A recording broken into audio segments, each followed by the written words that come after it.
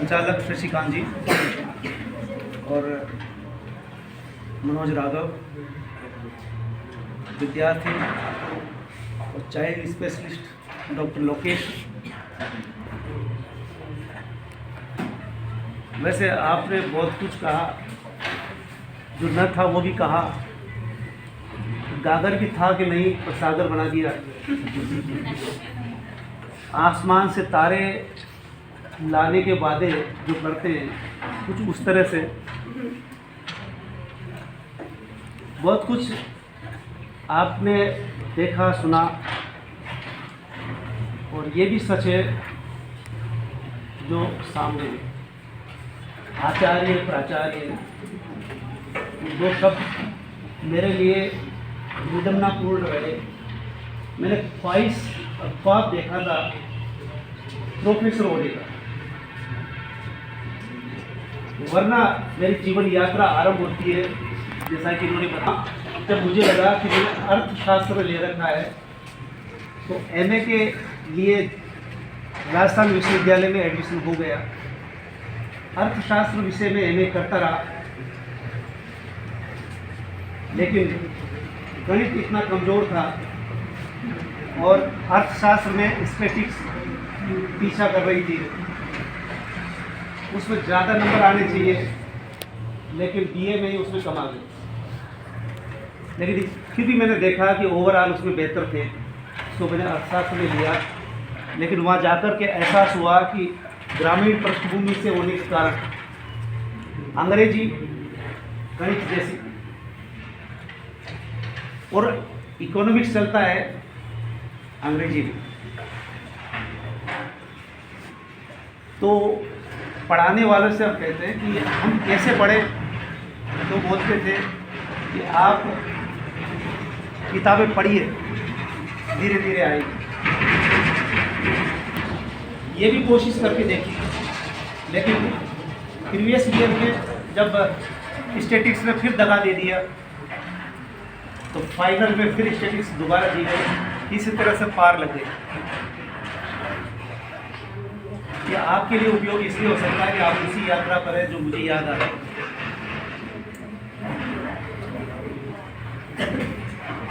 जब MA final में MA previous clear हो गया तो एक विद्यार्थी ने आकर के जब मुझे ये कहा कि ये राजस्थान विश्वविद्यालय क्या है, उसके ही शब्द दोहरा रहा हूँ मैं। वो बोलता था JNU इज़ JNU, और बार बार कहता। तो मुझे लगा कि मेरे लिए राजस्थान विश्वविद्यालय बहुत बड़ी चीज़ है।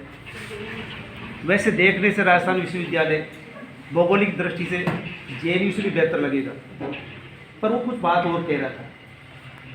उसने ये भी सूचना दी कि यहाँ हमारे इस हॉस्टल में, बाबा हॉस्टल में रहता था, 2-3 लड़कों ने JNU के फॉर्म मंगाए, भर दिए। तो मैंने भी कहा, और उसने ये इतना बता दिया था कि एक ने फॉर्म भरा और उसको अब इच्छा नहीं भरने की, उसी फॉर्म को ले लो, डेट नज़दीक आ गई। लिख भी दिया था, फॉर्म आ रहा था, इसके पहले मैंने उसी के फॉर्म को वाइटनर लगा के भर दिया और भेज दिया। टेस्ट दिया, संयोग से पास हो गया। अब JNU जाना था क्योंकि वो बराबर कह रहा था JNU, वरना JNU का मैंने ख्वाब भी नहीं देखा, जानता भी नहीं। आप भी शायद पहली बार सुन रहे हैं। तो JNU सिर्फ इसी बात पर चला गया कि वो क्यों कह रहा है कि JNU इज़ JNU। और वाकई में मैं मानता हूँ कि JNU जाने के बाद इमारत की दृष्टि से राजस्थान विश्वविद्यालय की तुलना वो नहीं कर सकता, लेकिन जिन चीज़ों के लिए वो तुलना करता है, जब भी इंडेक्स आते हैं तो पहला नंबर उसी का होता है। राजस्थान विश्वविद्यालय में ज़्यादातर राजस्थान के ही स्टूडेंट होंगे। JNU में पूरे भारत के, बल्कि विश्व के भी, तो वह जाने का अवसर मिला। और यही कारण रहा कि JNU लगभग एक इमारत बनाता है, तो मैंने वो देने का प्रयास किया, या वो मुझे जीने नहीं देता। यहाँ तक मुझे सपने में भी आता रहा, यहाँ तक कि मैं यहाँ पढ़ाने लग गया। इसके बावजूद भी परीक्षा में बैठता रहा JNU के। PhD की थीसिस से जमा करता रहा। जब भी थीसिस लिख रहे तो मुझे भी आश्चर्य होता है कि सपने आते क्यों हैं। हॉस्टल में रहते हैं, वहाँ तो हॉस्टल में जब एडमिशन लेने की प्रोसेस होती है, वो प्रोसेस में गुजर रहा हूँ, सपने आ रहे हैं। मनोवैज्ञानिक पहलू क्या था। फिर मुझे कई बार JNU जाने का भी अवसर मिला, PhD के वाइवा लेने के लिए भी गया। और संयोग से आप जो वीडियो देखते हैं, ये वीडियो उस ज़माने के हैं जब किसी JNU से किसी व्यक्ति ने, एक स्टूडेंट ने मेरा नाम सजेस्ट कर दिया कि उनसे पूछ लीजिए इस विषय पर, उनका कुछ वो लिख सकते हैं क्या। तो उन्होंने कहा कि आप सप्ताह भर में लिख करके भेजिए, ये फलां आत्मकथा, दलित आत्मकथा है। तो सप्ताह भर की कहते हैं, मेरे कंप्यूटर में पहले से रहती, मैं उससे डाउनलोड करता, एक बार वेरीफाई करता और भेज देता। दूसरे सप्ताह फिर वो कहते हैं कि इस पर भी आपने लिखा है क्या, सप्ताह भर में भेज दीजिए। मैं 3 दिन में उसको वेरीफाई करता, भेजता। ऐसे 5 लेख भेजे। फिर उन्होंने कहा कि अब आप आकर के यहाँ इसको अपने ही शब्दों में बयां करिए, तो आपके लिए 2000 अलग से दिए जाएंगे। मैंने कंप्यूटर खरीदा था सिर्फ इसीलिए कि चलो पता नहीं कब मैं लिखने लग गया, और वो लेख डेवलप हुए, लेख किताब में तब्दील हुए। और इस तरह से वो वीडियो उसी वक्त EPGP पाठशाला के नाम से चल रहे हैं। जब बूंदी कॉलेज बाद में वीडियो बनाएगा दबाव स्वरूप, तो ये स्वतः ही हो गया। JNU मैंने नहीं सोचा था जाऊंगा, चला गया। और यहाँ आने के बाद, यहाँ नहीं, इससे पहले मैं दमन पहुंचा UPSC से, तो दमन रहने के लिए गया था, लेकिन सिर्फ इस कारण से कि गुजराती नहीं आती, गुजराती भी सीख गया। लेकिन इस कारण से कि वलसाड स्टेशन पर ट्रेनें नहीं रुकती, उसके लिए सूरत तक आना पड़ता है लोकल ट्रेन से। लोकल ट्रेन में खड़े होने की जगह होती है, बैग लेकर के नहीं। अब मैं अगर इतनी दूर से जाऊँगा तो 2-4 बैग भी होंगे। जो अभी मोनिका बोल रही थी, ये गोद में थी जब इसको लेके गया था, और इसको लेकर के समंदर किनारे गए तो ये इतनी छोटी थी कि इसको अब डुबकी लगा रहे थे, पैर नहीं लगा रही थी। 8-9 महीने की या 1.25 साल की रही होगी। तो जीवन यात्रा इस तरह से आरंभ हुई कि दमन पहुंच गए, लेकिन ट्रेन हमें जगह नहीं दे रही। तो मुझे लगा कि जब यहाँ भर दिया फॉर्म, अजमेर आया और यहाँ भी बूंदी दे दिया, बूंदी देने के कारण मैं इधर चला आया, नहीं तो मैं दमन ही रहता। और दमन ही नहीं बल्कि मैंने पोर्ट ब्लेयर भी भर दिया था। यानी मैं जहाँ भी गया वहाँ का होके रहा। पोर्ट ब्लेयर का नाम आज भी सुन रहा हूँ, लेकिन मेरी अब एक ही ख्वाब है कि मैं पोर्ट ब्लेयर जरूर जाऊँगा एक बार। ये कुछ छोटे छोटे ख्वाब देखे। दमन से मैंने एक ख्वाब देखा था कि प्रोफेसर या नहीं हो सकते कॉलेज में प्रोफेसर नहीं होते, विश्वविद्यालय में होते। मैं जयपुर पढ़ा विश्वविद्यालय में, JNU पढ़ा प्रोफेसर से, और जब बूंदी आ गया तो पता चला कि यहाँ भी PG होती है। तो मुझे आश्चर्य हुआ कि PG बिना विश्वविद्यालय से कैसे हो सकती है। और ये सवाल मेरा आज भी है कि महाविद्यालय PG करवा ही नहीं सकते। और इसका वाकया मैं आगे बढ़ूँ उससे पहले ये कहानी भी सुना दूँ कि PG हो गया तो पहले वर्ष में PG की क्लास ली। PG की क्लास में 17-18 लड़के फाइनल में मिले। मैं नियमित क्लास लेता रहा। और उसी वक्त आपका ट्यूर से याद आया मुझे कि जब आपने ट्यूर का कहा तो मैंने कह दिया था कि ये मेरा पहला ट्यूर तब था और ये अंतिम ट्यूर हो रहा है, बीच में कोई ट्यूर नहीं किया।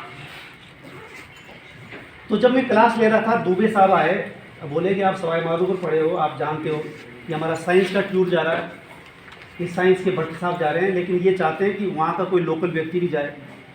तो उन्होंने मुझे अटैच कर दिया। तो मैंने एक ही बात कही कि मेरी क्लास चल रही है और क्लास में कोई सूचना नहीं है, लड़के आएंगे तो क्या कहेंगे। तो बोला लड़कों को जाके मैं बोलूँगा। उन्होंने इतना एश्योर किया, तब मैंने कहा ठीक है, लेकिन अकेला चना भाड़ नहीं फोड़ सकता। मेरे साथ 7 का स्टाफ था, हेड भी थी, हेड भी बदले, फिर हेड वो चली जो लगातार हेड रही। तो एक निचले स्तर पर रह कर के काम करना कितना मुश्किल होता है। फिर जब मेरा हेडशिप मिली तब मैंने MA की क्लास पर गौर किया और लड़कों से एक एक फ़ोन करके कहा कि क्लास में आइए। तो लड़कों से सुनने को मिलता है कॉलेज में क्या पढ़ाई होती है, ये मुझे यहाँ भी सुनने को मिल जाता है कई बार। इसके बावजूद लास्ट मोमेंट में MA के लड़के फिर इतने बड़े गेप के बाद इकट्ठे किए वो आने लगे, लड़कियां आई। मैंने नहीं सोचा था कि मैं हिंडोली आ जाऊँगा, लेकिन परिस्थितियाँ कुछ इस तरह से बनी। एमए की क्लास चल रही थी और यकाएक फरमान आ गया कि आपको हिंडोली सत्तावर के लिए जाना है। अब पहला हमारा दस्ता गया, सत्तावर में लौट आया, अब आपको जाना है। उन्होंने क्रम भंग करके नीचे से चल रहा था, सीधे ऊपर पहुंचे और सत्तावर छोड़ा, महीने भर के लिए भेज दिया। मैंने सोचा भी नहीं कि हिंडोली क्या है। और जो पहले आया था उसने वादा किया था कि हिंडोली में तो मैं ही रहूँगा और मैं ही चलाऊँगा। वो 1-1.5 महीने बाद उसे लगा कि यहाँ रिसोर्स इतने कमज़ोर है, इससे बेहतर है कि मैं बूंदी आऊँ, क्योंकि परीक्षाओं में ड्यूटी में पैसा भी मिलता है। वो इसी बात पर वापस चला गया। वो संयोग से न उन्होंने सोचा न मैंने सोचा और मुझे हिंडोली मिल गया 1 महीने के लिए। और 1 महीने के बाद लगातार 1-1 महीने मिलता ही रहा। सो मैं यहीं प्रोफेसर बना। प्रोफेसरशिप राजस्थान में पहली बार लागू की गई, 4-5 साल से चर्चा में थी। वो मिल गई तो मेरी ख्वाहिश पूरी हुई। ये ख्वाब के लिए मैं दमन से चला था, और दमन से मैं इसलिए आया था कि विश्वविद्यालय में यहाँ कहीं अप्लाई करेंगे तो अप्लाई हो जाएगा। दमन कॉलेज में प्रोफेसर होते ही नहीं। और मैंने आश्चर्य किया कि पीजी महाविद्यालय में नहीं होना चाहिए। ये मैंने अभी आपको बताया कि शुरुआत में क्लास हुई और अंतिम क्लास हो रही थी, बीच में क्या हुआ वो आप समझ गए होंगे।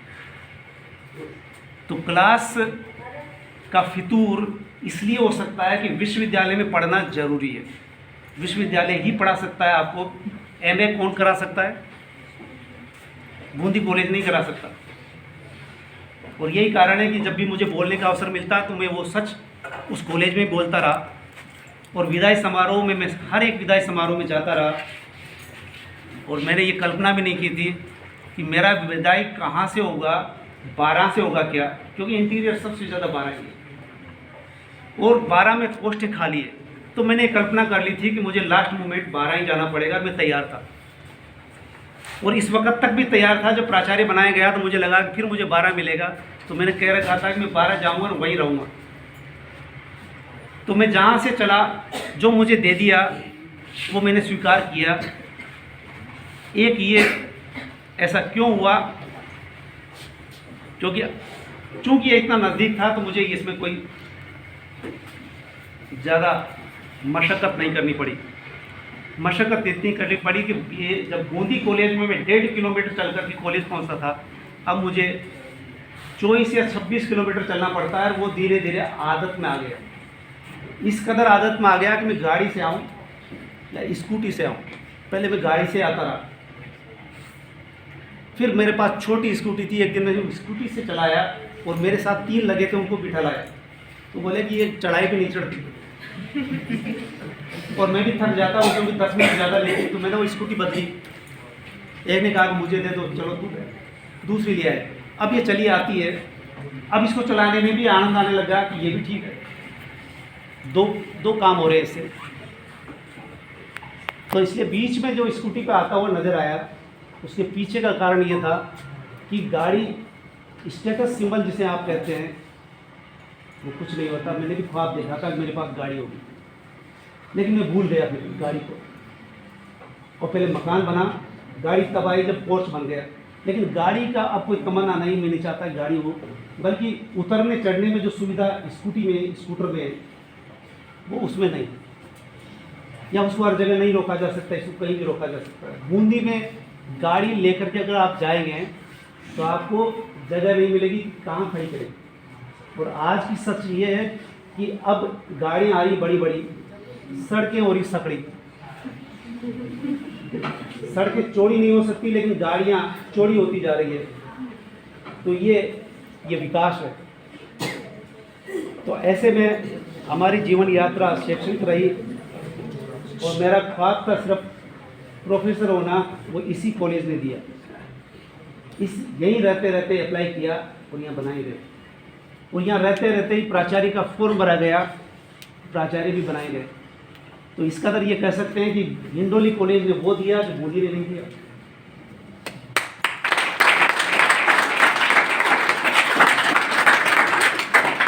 वैसे पूरी जीवन यात्रा बूंदी से गुजरी है, लेकिन बूंदी से अभी मेरी कूच वहीं से चल रही है, तनख्वाह भी वहीं से मिलती है, रिटायरमेंट भी वहीं से होना है। यानी अब आपको बता दूं कि प्राचार्य और आचार्य प्रोफेसर, यानी मैं वापस जिस दिन यहाँ से जाऊँगा उसी दिन मैं प्राचार्य से, यानी मेरा ख्वाब ही नहीं था। इसे कहते हैं नियति। यानी मैंने जो सोचा या मैंने सपना देखा वो पूरा हुआ कि प्रोफेसर हो गए, तो प्रोफेसर से ही रिटायर होने वाला, प्राचार्य से नहीं। क्योंकि और प्राचार्य में बनना भी नहीं चाहता था, मेरा ख्वाब सिर्फ प्रोफेसर तक ही था। ये बन जाए काफ़ी, कहीं भी भेज दे इसकी कोई चिंता नहीं, लेकिन नियति ने यहाँ भेज दिया तो फिर ये काम करना ही था। एक बीच में मांगरोड़ भेजा गया 30 दिन के लिए गिन करके, तो 1.25 महीने वहाँ रहना था। 3 को भेजा, 2 ने वापस ले लिया अपने सरोकार से, उनके अपने राजनीतिक सरोकार रहे, उससे वो गए नहीं, लेकिन मेरा कोई सरोकार नहीं। मांगरोड़ भेजना था, मांगरोड़ गया, गाड़ी से वहाँ जाना आना किया, क्लास वहाँ भी मेरी हुई। प्राचार्य कहते थे कि आप आ जाइए, बैठ लीजिए, चाय आ गई। मैं नहीं, क्लास होने के बाद ही वापस आएंगे। इस काम के लिए प्राचार्य कहे या कोई भी, अपना काम तो ये तो होना ही है। तो कॉलेज बने इस बात के लिए, और मुझे सबसे ज़्यादा फक्र और खुशी इस बात की है कि बूंदी महाविद्यालय में क्लास की स्थिति बदतर होते इस स्थिति में आ गया कि वो परीक्षा सेंटर होकर रह गया। कोरोना आया, तुरंत बाद कोरोना से पहले हम क्लास ले रहे थे, एकदम बंद कर दिया, हम वहाँ को वहाँ रह गए। जुलाई में फिर चालू हुआ, मास्क लगा करके पढ़ाई चालू की गई। यहाँ वहाँ परीक्षा लेना बड़ा मुश्किल था। उस अवस्था में मैं यहाँ था, तो मुझे इस बात का सुकून था कि उस भीड़ में नहीं रहना पड़ रहा। और मेरे जो आपका यहाँ दावे के साथ चला था बूंदी से कि मैं इस कॉलेज को तो मैं ही संभालूंगा, वो केवल परीक्षा के लालच में वापस चले गए। और मेरे को खुशी इस बात की थी कि परीक्षा नहीं लेनी पड़ती। तो ये सोचने की बात है। परीक्षा से उसे जो हासिल हो रहा था उसने हासिल किया, और परीक्षा से नहीं, मुझे कक्षा से मतलब था, तो कक्षा यहाँ थी। और मैं बताता हूँ कि ये महाविद्यालय भले रास्ते से चल रहे हैं, लेकिन ये बेहतरीन स्थिति में चल रहे हैं। ठीक वैसे ही चल रहे हैं जैसे राजस्थान विश्वविद्यालय या जेएनयू चलता है। क्लासें होती है वहाँ, यहाँ भी हो रही है। कॉलेज का मकसद भी इतना ही होता है। तो ये पूरा यही हो रहा था, इसलिए मैं अपने आप को, मैंने कभी नहीं सोचा कि बूंदी वापस चले जाए। जब उन्होंने भेजा आ गया, अब अंतिम समय तक मैं यहाँ हूँ। अब अंतिम समय ऑर्डर ही आ गया कि अब आप वहाँ ज्वाइन करें। और हमें ये भी पता नहीं था, यहाँ सरकारों में बहुत तेज़ी से बदलाव हो रहा है। किसी से पूछे कहाँ से रिटायर होंगे तो ना बूंदी कॉलेज बता पा रहा है। वो डायरेक्टर को भी लिख दिया कि कहाँ से क्या होना वो भी नहीं बता पा रहे। एक दिन वैसे ही फ़ोन कर दिया, उन्होंने कहा कि नहीं, आप जब चाहो बूंदी जा सकते हो, ये महीना आपका। तब जाकर के हमें पता चला। तो ये ख्वाब, जो सपना हम देखते हैं, आज का पार्ट इतना कि आप सपना देखिए, देखते रहिए, वो जरूर पूरा होगा।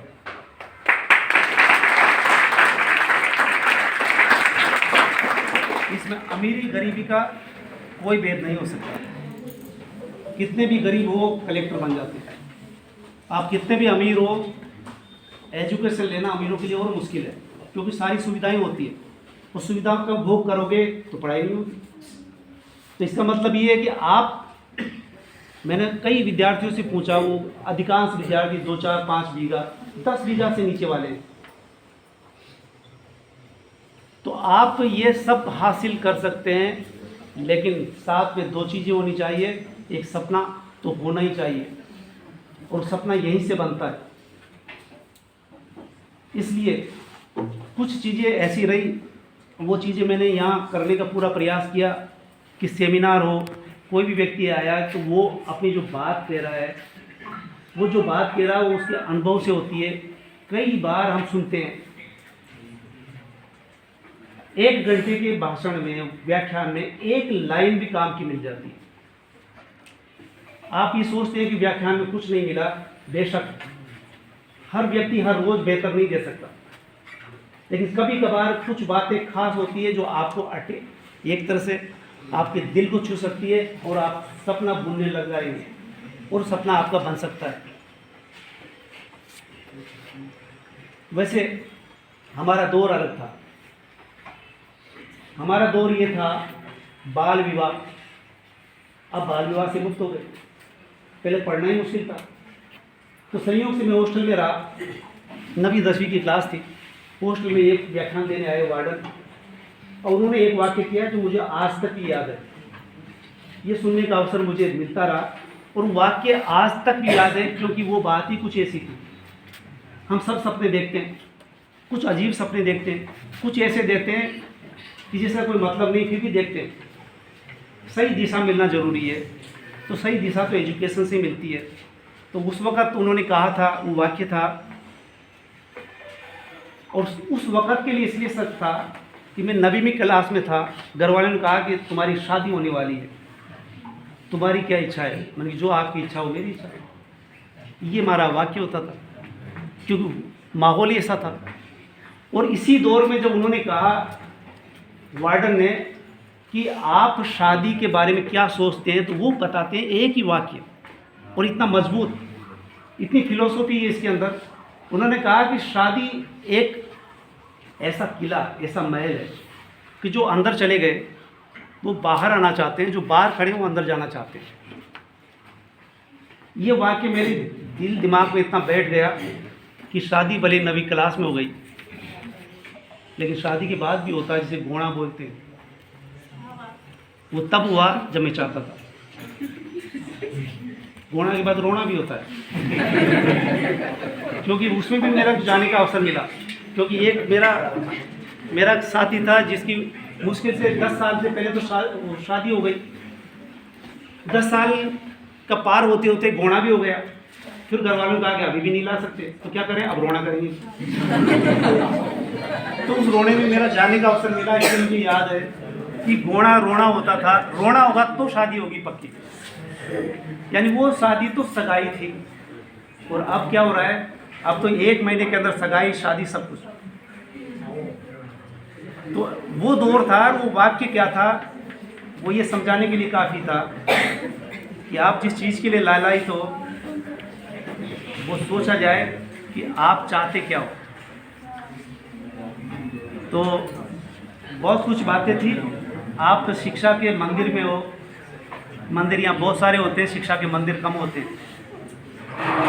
तो शिक्षा के मंदिर में हो, शिक्षा के मंदिर में मैंने गांव से लेके राजधानियों तक की यात्रा की। आप अपने ब्लॉक में पढ़ रहे हैं, ये अवसर पहले था ही नहीं। जिला के बिना कोई कॉलेज ही नहीं था। जयपुर मिला, और प्रदेश की राजधानी और देश की राजधानी दोनों मिली, तो मुझे कोई फ़र्क नहीं पड़ता कि दमन क्या है, पोर्ट ब्लेयर क्या है। तो इसका मतलब जब बाहर निकल जाते हैं, अब लड़कियों की शिक्षा को लेकर के अब ये फ़र्क आया है कि लड़कियां पढ़ सकती है, लड़के पढ़ सकते हैं, और लड़की के साथ कोई भेदभाव नहीं है। तब हमारे साथ 2-4 लड़कियां हुआ करती थी, ज़्यादातर लड़के थे। आज लड़कियां ज़्यादा है, लड़के कम है। तो ऐसे में आपको पढ़ने के पूरे अवसर मिल रहे हैं।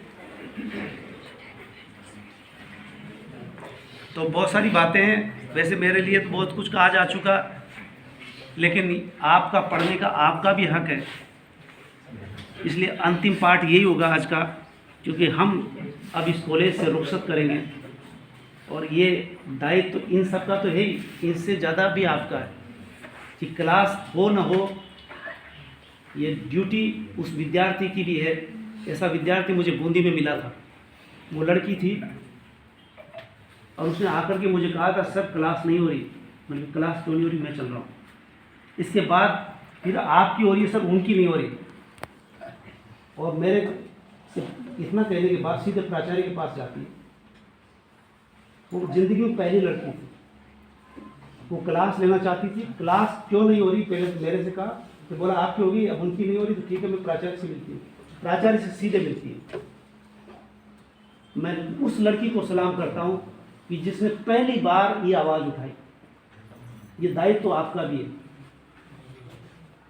क्लास कौन लेगा? प्राचार्य, आचार्य। विद्यार्थी विद्या अर्जन के लिए आया तो उसकी भी ड्यूटी बनती है, वो आया है तो क्या मामला है।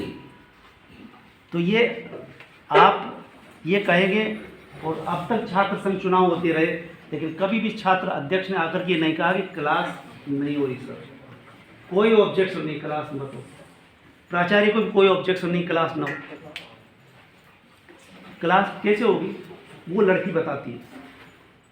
वो एक ही लड़की मिली मुझे, और इधर ये अवसर किसी को मिला ही नहीं। और हम ये देखते रहे कि कोई छात्र आकर तो कहे कि ये नहीं हुई। हाँ, वो जरूर आए जो कभी कभार क्लास में आए और उन्होंने कह दिया क्लास नहीं होती। और जब एक बार आंदोलन यहाँ भी हुआ, बोला ये विद्या समझ चले गए, तो चले गए, हमारा पाठ्यक्रम पूरा नहीं हुआ। एसडीएम से फोन आया कि पाठ्यक्रम क्यों नहीं पूरा हुआ। मतलब एसडीएम नहीं, ये तय प्राचार्य करता है कि क्लास एक कितनी होती है, कितने विद्यार्थी आते हैं। बोला मुझे रिपोर्ट करो, और हड़ताल कर दी। तो बोला प्राचार्य आकर के ये वादा करे कि क्लास एक दो नहीं हो रही, कैसे पूरा होगा पाठ्यक्रम। तो पता चला हमने बूंदी कॉलेज को लिखा, बूंदी कॉलेज ने 3 व्यक्ति को भेज दिया। तीनों व्यक्ति आकर के क्लास लेने के बजाय, क्योंकि आदत नहीं क्लास लेने की, वो आकर के लड़कों से पूछ रहे कि आपकी क्लास पहले किस किस की हुई। बोला साहब कोई क्लास नहीं होती है। बोला प्राचार्य सभी क्लास लेते नहीं लेते, उस लड़के ने कहा ये भी नहीं लेते। अब वो क्लास लेने के बजाय मेरे पास आए। बोला सर वो लड़के कह रहे हैं आप भी क्लास नहीं लेते। तो उनका रिपोर्ट मेरे को ही दे दी गई कि सर यहाँ क्लास ही नहीं होती, हमें क्यों बुलाया। अब आप सप्ताह भर के लिए है, आप भी क्लास लीजिए। आप ये कुछ खोजबीन कर रहे हो पहले क्या क्या हुआ। अगर पहले कुछ हो जाता है तो आपको ही क्यों बुलाते। यानी वो कहना चाह रहे थे आपने हमें क्यों बुला लिया यहाँ, अब क्या करोगे। तो ऐसे में यानी लोकतंत्र है, लोकतंत्र में जागरूक आपका होना भी जरूरी है। और मैं छात्र संघ के न पक्ष में हूँ न विरोध में हूँ, क्योंकि छात्र संघ चुनाव मैंने जेएनयू में देखा है। आपके जब चुनाव होता है तो पूरा पुलिस प्रशासन यहाँ होता है और कॉलेज का प्रशासन पूरा होता है, तब चुनाव होता है। जेएनयू में न कॉलेज का प्रशासन, विश्वविद्यालय का प्रशासन होगा, न पुलिस वाला कोई आएगा। यहाँ तक कि आयुक्त भी छात्र को ही बनाया जाता है, चुनाव अधिकारी भी छात्र होते हैं और वही चुनाव करा लेते हैं। तो बताइए, अब वहाँ की मिसाल देकर के कहेंगे छात्र संघ चुनाव जरूरी है। छात्र संघ चुनाव वो खुद ही करा लेते हैं, और फिर उसकी डिमांड भी होती है, तो उनको कभी पढ़ के देखना। उनकी डिमांड मुद्दों पर होती है, तार्किक होती है, धरना वो भी देते हैं और तरीके से देते हैं। क्लास भी होती है, क्लास तो होना ही होना है वहाँ, क्योंकि छात्र भी वहाँ रहते हैं, पढ़ने पढ़ाने वाले भी वहाँ रहते हैं। इसलिए सवाल ही नहीं उठता है कि वहाँ क्लास नहीं होगी। तो ऐसे में छात्र संघ का औचित्य इन महाविद्यालयों के लिए, अगर छात्र संघ चुनाव होते तो हमारा हिंडोला कुछ अलग तरह से होता, वो इसमें रोल निभाते। शैक्षणिक भ्रमण, आपकी डिमांड से पहले हमने, एक छात्र ने आकर के कहा था सर यहाँ बेंचें लगनी चाहिए। मैंने तू तो आज कह रहा है, ये बेंचों का ऑर्डर जा चुका है। यानी तुम लोग जो सोच रहे हो उसके पहले हम ही सोच रहे हैं, सोच के तो बताओ। तो एक ने आकर के कहा था और अगले सप्ताह वहाँ बेंच लगी थी, लेकिन वो बेंचें मुश्किल से 5-6 महीने पार की और वो असमय वहीं कुर्बान हो गए, क्योंकि उनकी दीवारें इतनी ऊंची नहीं थी जैसे यहाँ है। अब आप यहाँ देख सकते हैं कि संयोग ये देखिए कि इस कॉलेज की दीवारें भी इतनी ऊंची है जितनी जेल की दीवार होती है, कोई आर पार भी नहीं कर सकेगा। तो आपको कॉलेज जो मिला है ताज्जुब है। मैंने भी सपने में नहीं सोचा, ना कॉलेज ऐसा देखा। आपको बगल में इधर गार्डन बनेगा, वो गार्डन अभी शायद जेडीपी के अलावा कहीं नहीं है पूरे संभाग में। लेकिन इसको मेंटेन करने के लिए, जैसा कि पिछली बार भी बात की थी, शहर वालों तक को भी गौर करना पड़ेगा। तो कॉलेज ये इस तरह से मेंटेन रहेगा। इसमें बहुत सारी चीज़ें आ गई जो बूंदी कॉलेज के पास भी नहीं। ये तो संयोग है ये तो आपने कह दिया, मैं तो नहीं कह सकता, क्योंकि केंद्र सरकार से लेकर राज्य सरकार तक का बजट इसमें है। तो इसको मेंटेन करने के लिए बहुत कुछ करना होगा, सब मिलकर के करेंगे। ये कॉलेज खूबसूरत गुलदस्ता हो सकता है, लेकिन यह आपके सबके जागरूक रहने से, यहाँ तक कि विंडोली वाले भी अगर गौर करेंगे तो, वरना पेड़ पौधे तो यहाँ ये पथरीला इतना है कि पेड़ पौधे लगाना भी मुश्किल है, लेकिन फिर भी कुछ पौधे लगे हैं। लेकिन फिर ये इतना काम हुआ कि दीवारें टूट गई और भेड़ बकरियाँ अंदर घुस रही है और कुछ पौधे खा भी गई मेरे देखते देखते। तो ऐसे में सभी को जागरूक रहने की ज़रूरत है। आप शिक्षा ले रहे हैं, साथ में पर्यावरण को बहुत ज़रूरी है, लेकिन आप भी अगर देखें कि कोई पशु अगर आ गया तो आप खुद उसे भगाएं, क्योंकि सभी की अपनी लिमिट होती है। तो कॉलेज को बनाने के लिए आप नींव की ईंट, नींव का पत्थर जो होता है, आप भी वही है, क्योंकि कुछ वहाँ पढ़े हैं, कुछ यहाँ पढ़ रहे हैं। आप भी 3 साल पढ़ करके बाहर निकल जाते हैं, उसी तरह से यहाँ आने वाले भी कोई 6 महीने रहेगा, कोई साल भर रहेगा, और इतना लंबा समय प्राचार्य रहने वाले, क्योंकि ये तो मैं पड़ोस में था, मुझे भी कोई ऐसी ज़्यादा दिक्कत नहीं आई, बराबर रहा। लेकिन अब चला चली की बेला रहेगी। तो मैंने बूंदी में भी देखा, जो सप्ताह भर के प्राचार्य आए, महीने भर के आए, और कई बार भी हुआ 6 महीने तक प्राचार्य नहीं, 6 महीने बिना प्राचार्य के चले।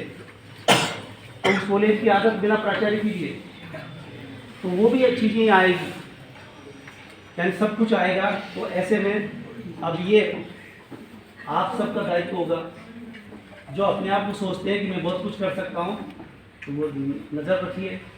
कोशिश रहे कि पत्रकार भी इस बात पर गौर करें कि कॉलेज पर वो भी रिपोर्ट करते रहे, यहाँ के बारे में बताते रहे। तो ऐसी चीज़ें, हालांकि पिछले नेताजी यहाँ कॉलेज लिया है, लेकिन कॉलेज आने के बाद बहुत कुछ हो गया। अब कॉलेज को मेंटेन रखने के लिए भी निगाह रखनी पड़ेगी, क्योंकि सरकार प्राचार्य भेजती या नहीं भेजती। वैसे इस वक्त राजस्थान में बहुत कम कॉलेजों में प्राचार्य है, यहाँ तक कि बूंदी कॉलेज में प्राचार्य नहीं है। तो ऐसे में आप अपने रिसोर्स का इस्तेमाल करते हुए ये कर सकेंगे, इसी उम्मीद के साथ धन्यवाद।